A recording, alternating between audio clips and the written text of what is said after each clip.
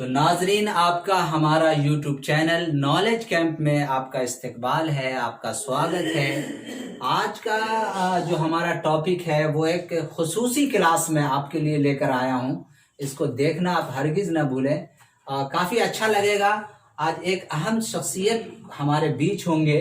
तो देखिए, आज का टॉपिक है उर्दू ज़बान का इब्तदाई ज़माना।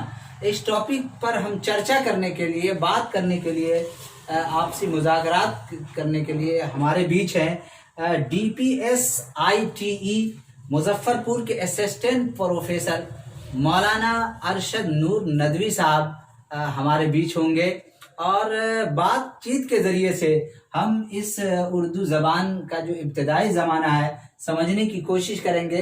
पूरा वीडियो ज़रूर देखिएगा, आखिर तक काफ़ी फ़ायदा होगा। कहते हैं कि सुलगना और शय है, जल के मर जाने से क्या होगा। सुलगना और शय है, जल के मर जाने से क्या होगा। जो हमसे हो रहा है काम, वो परवाने से क्या होगा। तो आइए और देखते रहिए हमारे चैनल को। शौकत साहब जी, आप माशाल्लाह UGC नेट की तैयारी करा रहे हैं। मैं समझता हूं कि आपकी ज़ात से एक बड़ी तादाद को फ़ायदा पहुंच रहा है। तलबा की एक कसीर तादाद है, मेरी कोशिश भी कि जिसको आपकी ज़ात से फ़ायदा पहुंच रहा है, आपसे फैज़याब वो हो रहे हैं। मैं समझता हूं कि जो लोग उर्दू से ताल्लुक़ रखते होंगे और उर्दू के मामले में, उर्दू को समझने में दिलचस्पी रखते होंगे, उनको भी शायद इससे फ़ायदा पहुंचे। तो मैं समझता हूं कि यहाँ पे अगर ये सवाल आपसे कर लूँ और वो मेरे लिए फ़ायदेमंद साबित होगा तो मज़ा होगा कि उर्दू का इब्तदाई ज़माना क्या है, ये कब, कहाँ और किस बादशाह के दौर में शुरू हुई। जी माशाल्लाह, ये सवाल आपका बहुत ही अच्छा सवाल है और कई साथियों ने भी, खुद हम लोग जो है पढ़ने के बाद जो है ये सवाल जहन में आ जाता था कि उर्दू की जो है इब्तिदा, उर्दू का इब्तिदाई ज़माना क्या है कि नहीं। जी। तो ये सवाल बहुत अच्छा है और आज मैं तफसील से आपको भी बताऊंगा और हमारे नाजरीन भी इसको देख रहे हैं, सुन भी रहे हैं। तो मैं अपने नाजरीन को भी और बताना चाहूँगा कि उर्दू का जो इब्तदाई ज़माना, आप मैंने ये नक्शा देख रहे हैं। जी। ये नक्शा ये हिंदुस्तान का है और ये तमाम स्टेट के नाम लिखे हुए हैं। जी। देखिए, उर्दू समझने के लिए इसको यूं समझिए कि हमारे मुल्क हिंदुस्तान में मुख्तलिफ ज़बानें एक अरसे से, एक ज़माने से बोली जाती रही है। जैसे मान के चलिए, अगर एक गुलदस्ता हो, अगर उसमें आप एक गुलाब का फूल रख दीजिए, एक चंबेली का फूल रख दीजिए और मुख्तलिफ किस्म के अगर आप फूल रख देते हैं तो आप कहेंगे कि गुलदस्ता लेके आओ, उसमें फूल है। तो इसी तरीके गुलदस्ता हमारा हिंदुस्तान है ये जो है, और उसमें जो फूल है ये हमारी ज़बान, हिंदुस्तान की ज़बान है। तो मुख्तलिफ ज़बानें एक अरसे से जमा होती रही और लास्ट में उसी मुज़य्यन और आरास्ता किया हुआ जो ज़बान है वो है उर्दू। उर्दू हिंदुस्तान की ज़बान है। अच्छा। अब देखिए, इसकी इब्तिदा के बारे में जहाँ तक है, इसका इब्तिदाई ज़माना, जी। तो कुछ लोग हैं मुहक्किकीन जो इसको आर्याई दौर से जोड़ते हैं। जी। और सही भी है कि हिंदुस्तान में एक आर्याई दौर में संस्कृत का दौर था। तो संस्कृत का दौर और जदीद हिंद आर्याई दौर, इन दोनों जदीद हिंद आर्याई दौर जो से में उर्दू की इब्तिदा होती है और संस्कृत आर्याई दौर होते हैं। इन दोनों का खानदान जो है कि हिंद आर्याई से मिल जाता है। अब देखिए, आपका जो इब्तिदा के सिलसिले है, पंजाब वाले कह देते हैं कि ये पंजाब से पैदा हुआ, राजस्थान वाले कहते हैं राजस्थान से पैदा हुआ, हरियाणी वाले कहते हैं कि हरियाणा से पैदा हुआ, गुजरात वाले कहते हैं गुजरात से, दक्कन वाले दक्कन से। यानी हर एक जो है उर्दू की इब्तिदा होने का जो है वो अपने अपनी जगह से वो दावा करते हैं। अच्छा, आप इससे पहले मैंने अपने नाजरीन को बतलाया भी था कि पंजाब, ये जो पंजाब है, अभी मैं इसको लास्ट में बताऊंगा थोड़ा सा, ये इसको ये समझ लीजिए कि उर्दू की जो इब्तिदा है ये यहाँ से होती है। जब उर्दू की इब्तिदा को समझने के लिए ये ध्यान में रखना होगा कि मुसलमान जब हिंदुस्तान में आने लगे और मुल्क जगह जगह वो फातेह बनने लगे, मुल्क को फतह करने लगे, तो उन लोगों की और हिंदुस्तान के रहने वालों की जो ज़बान थी वो आपस में मिलने लगी और फिर उनकी एक तहजीब थी, इनकी एक तहजीब और जबान जब आपस में मिल गई तो उसी से के ये से जो उर्दू की इब्तिदा होती है। इन दोनों शेर व शकर हो गए। जी बिल्कुल बिल्कुल, शेर व शकर हो गए। अब ये देखिए, ये सिंध का इलाका, ये ध्यान रखना होगा कि फातिहीन जितने भी आए, ड्राइवरी कौम भी इसी रास्ते से, आपको हिंद आर्याई भी इसी रास्ते से, आर्यन कौम, हाँ, वो लोग आते रहे और एक दूसरे पर चढ़ाई करके जो है अपनी हुकूमत कायम करते रहे। मुसलमान भी जो है, आप देखिए महमूद गजनवी जो है कि 1001 में ये हिंदुस्तान आते हैं और हिंदुस्तान पर हमला करते हैं। ये सिंध के रास्ते से आते हैं। अब एक सवाल ये भी पूछ दिया जाता है कि जो बाहर से कौमें आई, किधर से आई, तो उत्तर और पश्चिम, ये ज़हन में हमको रखना होगा। तो महमूद गजनवी भी यही शुमाल और इसको मगरिब कहा जाता है। इस सिंध के रास्ते से हिंदुस्तान में वो दाखिल होते हैं और इस पर हमला करते हैं और सिंध में अपना सल्तनत यानी कायम करते हैं। जी जी बिल्कुल। तो 1001 में फिर आप देखिए कि वो 1193 में जदीद हिंद आर्याई दौर 1000 से लेकर ताहाल तक चल रहा है। ये उर्दू का दौर है। यही दौर में देखिए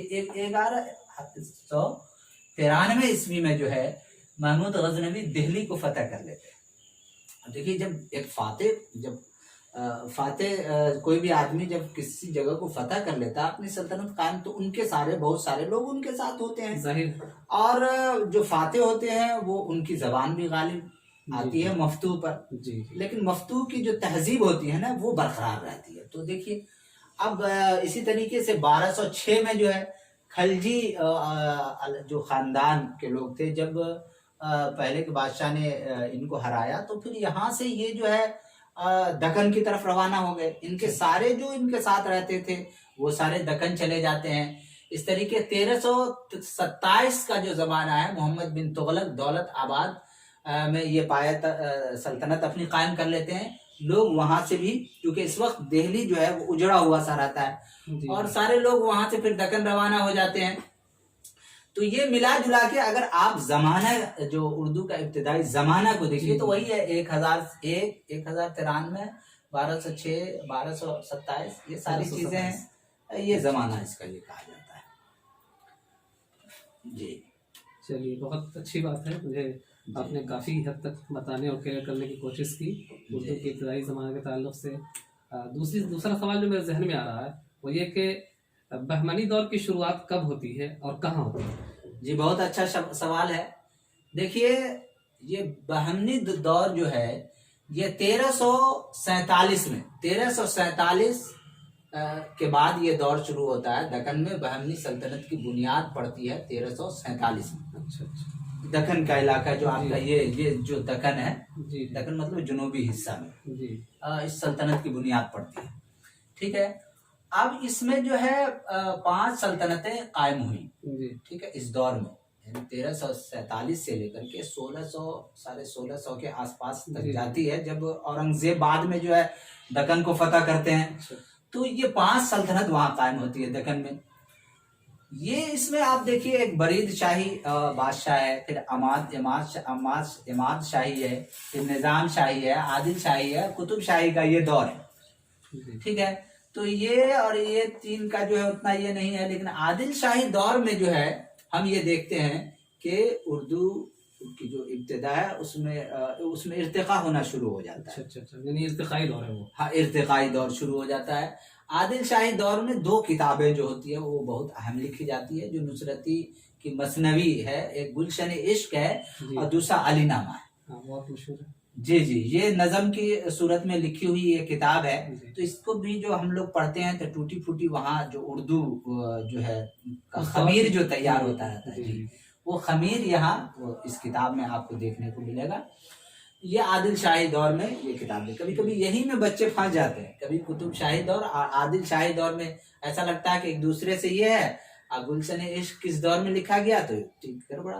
तो ये आदिल शाही दौर में ये 2 किताबें जो लिखी गई है, बहुत मशहूर किताब है। और ये कुतुब शाही दौर, इसके बाद जो अदबी दौर ये हो जाता है। अब देखिए, उर्दू यानी अब जो है इर्तिकाई दौर से आगे बढ़ के अदबी शक्ल में जो है उर्दू जा रही है। तो आप देख रहे हैं कि इस कुतुब शाही दौर, खुद कली कुतुब शाह एक ये जो है एक ये भी शायर थे, जी पहला साहिब दीवान शायर जी इसको कहा जाता कुतुब है। शाह है। हाँ बिल्कुल। तो ये कुतुब मुश्तरी इसके दौर में, और सबरस में जो कुतुब शाही का दरबारी शायर मुल्ला वजी, जी जो एक बड़ा शायर था, ये लिखते हैं कुतुब मुश्तरी में बादशाह कली कुतुब शाह के वाकयात वगैरह हैं। ये सबरस जो है ये उर्दू की नस्ल की पहली अदबी दास्तान है। ये अच्छा, अदबी अदबी दास्तान है। हाँ अदबी है ये। अच्छा, तो ये सबरस है, ये 1635 में देखिए इसका। तो आप ये देख रहे हैं कि ये इब्तदाई दौर आप देखते हैं 1300 से लेकर के ये दौर है। तो ये इब्तदाई ज़माना, इसमें भी उर्दू का फ़रोग़ होता रहता है। ये चीज़ें हैं। चलिए, मुझे बहुत खुशी हुई कि आपने मुझे बहमनी दौर के मुताल्लिक़ बहुत कुछ बताया और उस वक्त की जो तसनीफ़ात हैं उसके बारे में मुझे बताया, और उस वक्त जो बड़े ही मशहूर शायर हैं जैसे नुसरती, मुल्ला वजी, उनके बारे में उनकी तसनीफ़ात के लिए अपने ज़िक्र किया। मुझे बेहद खुशी हुई। एक आखिरी सवाल आपसे है कि उर्दू लफ्ज़ का तज़किरा कहाँ मिलता है? जी जी, बहुत अच्छा सवाल है ये भी। यानी ये लफ्ज़ उर्दू किस किताब के अंदर पहले लिखी गई, ये लफ्ज़ लिखा गया? जी देखिए, असल में उर्दू के माने लश्कर के आते हैं। जी जी। इसको लश्करी जबान भी कहा जाता है, लेकिन हमको ये ढूंढना है कि ये कौन सी लश्कर में है। सबसे बड़ी बात ये होती है कि भाई ये लश्करी है, इसको लश्करी कहा क्यों गया। उर्दू के माने लश्कर के आते हैं। तो देखिए, आप ये देख रहे हैं, ये जो 1347 के बाद ये तो उर्दू का इर्तिका हो ही रहा था, जी जी। लेकिन 1526 में अच्छा, बाबर जब हिंदुस्तान आते हैं तो पानीपत में जो उनकी पहली लड़ाई होती है। अच्छा, 1526 में।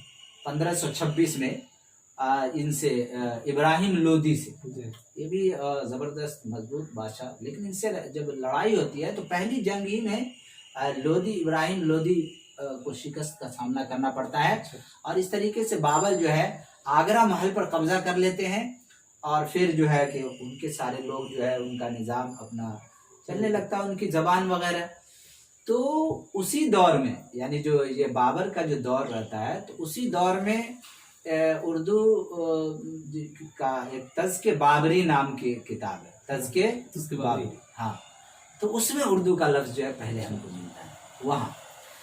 और ये उर्दू लफ्ज़ तो उसमें मिलता है, लेकिन ये उर्दू धीरे धीरे वहाँ लोग बोलते हैं, लश्कर लोग बोलते हैं। लेकिन यही बाद में चल कर के जब अकबर का दौर आता है तो ये ज़बान मतलब काफ़ी तरक्की कर चुकी है। हाँ, लफ्ज़ उर्दू जो है ये आम हो जाता है। अच्छा, आम लोग इसकी जबानों पे उर्दू का लफ्ज़ आने लगता है।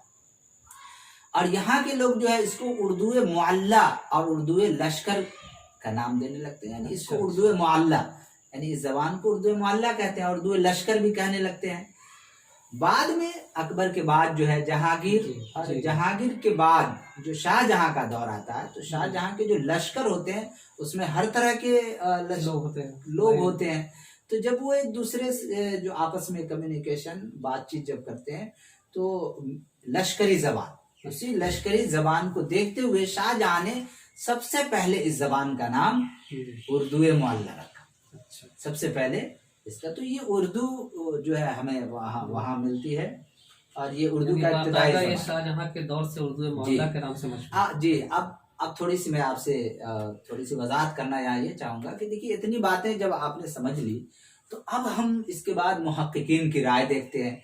जैसा कि मोहम्मद हुसैन आज़ाद ने इन सारी चीज़ों को देख करके ये कहा कि ब्रिज भाषा से उर्दू की इब्तिदा हुई है, तो कहा कि पंजाब से हुई है, तो कहा राजस्थान से हुई है। तो जैसा कि महमूद शिरानी का पंजाब से है, शौकत का सब्जावारी का दो आब गंगो जमन यानी उत्तर प्रदेश को, मिथिला को वो मानते हैं। सैयद सुलेमान नदवी साहब सिंध को मानते हैं। जी जी। तो ये है एक प्रोफेसर मसूद हुसैन खान है, जिनकी बहुत ही मजबूत दलील है। वो जो है खड़ी बोली से उसको हाँ, वो भी यही कहते हैं। लेकिन देखिए, ये सारी चीज कहते हैं, लेकिन हम यहाँ देखें, जब जो है अकबर बादशाह नहीं, औरंगजेब बादशाह का जो दौर आता है